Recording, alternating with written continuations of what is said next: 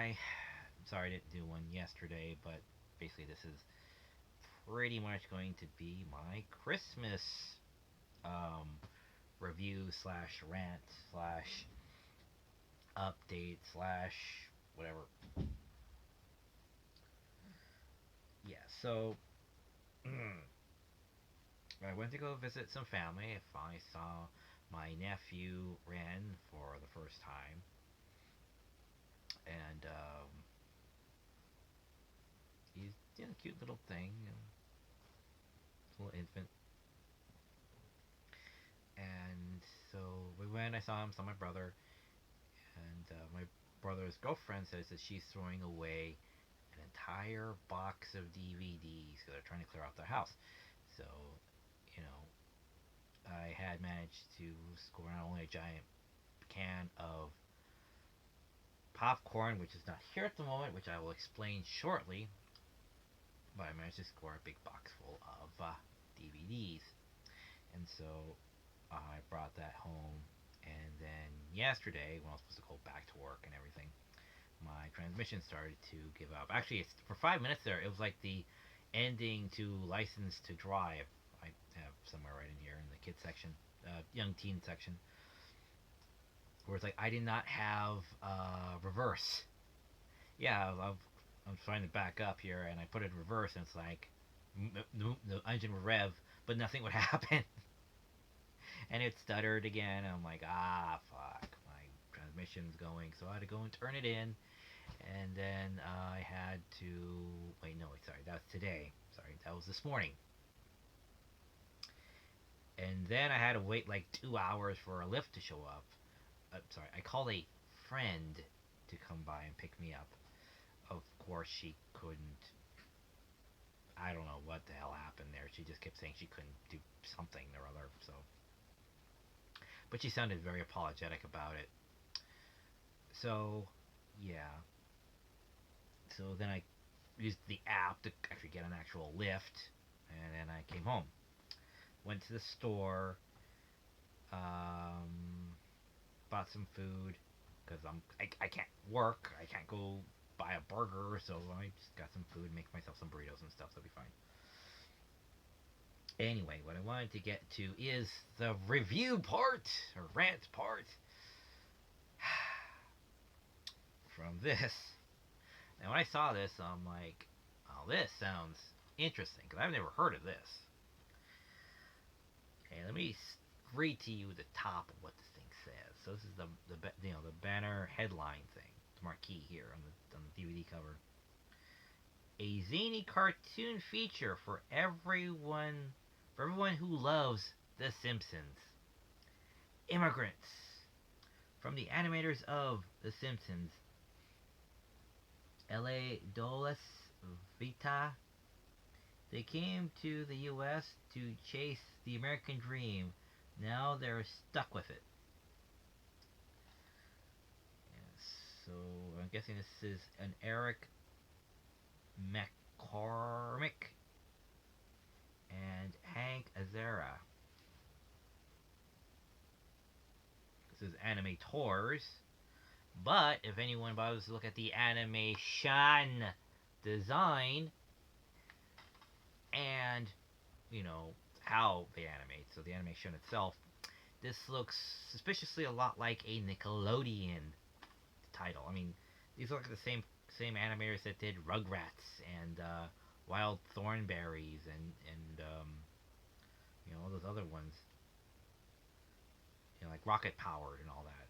Yeah, this seems more like Rocket Powered than anything else. So I'm not getting it. And since this is not television and not kids, there are dun, da, da, da, women with actual breasts. Yes, it happens. Strangely enough. So yes, so it's like rocket powered basically.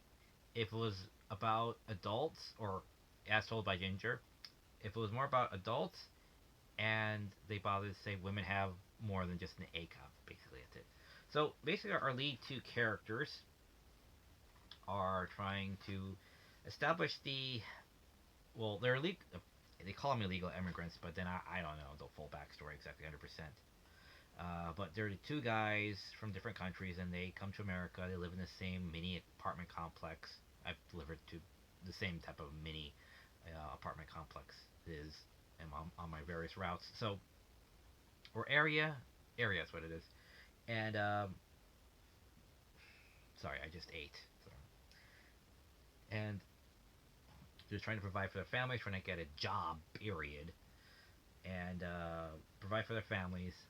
And the whole process of it says it's a movie, but actually what it is, it feels more like uh, episodes and shorts because it has like full 15-minute long, themes, and then it has like a 5 to 10 minute short where they're trying to do something goofy.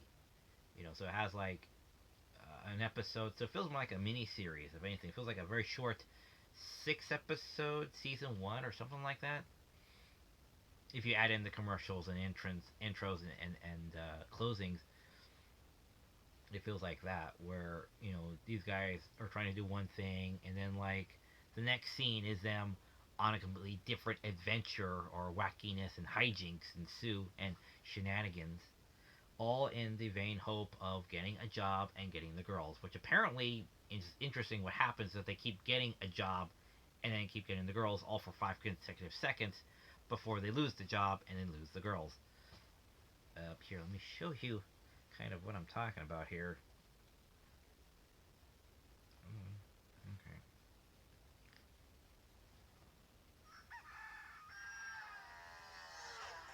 America. Dream freedom. The Hungarian Yuska. Hello, Miss Aguilera. I am Yoshka. I could not have noticed you shopping for new underwear. And the Russian blood It's last time I take job tip from a Russian prostitute. are seeking their fortune. You are an illegal immigrant. You've no social security number, no papers. Did you give some thought to my offer? Marry me and I can jumpstart your sex life and your green card. In the land of opportunities. You're in this country illegally. In fact, I can have you arrested just for being here. We're gonna have to do a body search. From the animators of The Simpsons. The guy who can drink the most vodka wins $5,000. Drinking to help child is every parent's dream. Where are you from? Do you have any Hungarian in you? Not really, sorry. Would you like to have one in you tonight? This is America, land of hope. Our luck will change. Hungarico presents the most amazing celebrity cast ever assembled in an animation movie. Sly, good to see you. He's the house of Michael Douglas. I lost all my panties in a fire. I know the feeling. A Gabor Tupo film. Introducing two of Hollywood's newest shining stars, immigrants, La Dolce Vita. Just there to watch them. Come on, give me more. So let's give you some basic idea. This is for adults and clearly not for children. So they can be rude, crude, and dude, I guess, or bro about it,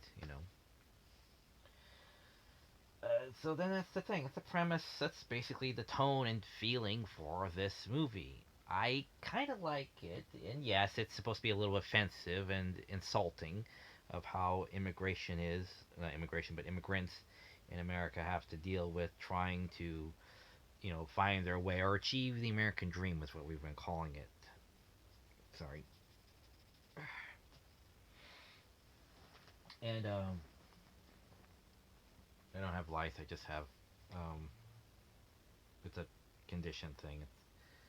It's an allergic reaction to certain foods, apparently. I can't eat certain things, and I break out knives. It's annoying. Anyway.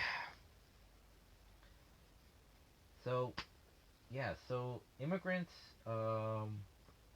much like Nerdland, reminds me a lot of Nerdland, is, these two guys just trying to get by in Southern California, and, just trying to, have hijinks, pretty much. And that's basically it. By the end, yeah, they do become successful. They do have, like, celebrity status by the end, or something like that. They become, like, life of the party, particularly during the last I think like last like full episode type of feel because that's like the longest story arc is like 10, 15 minutes long of them going to the vodka drinking contest and like drinking everyone at the table and being able to win the $5,000 I think they said and uh, and being celebrities for like a night or something like that. But they end up coming out on top pretty decently. If I remember that correctly from last night. So yeah, it was a decent watch.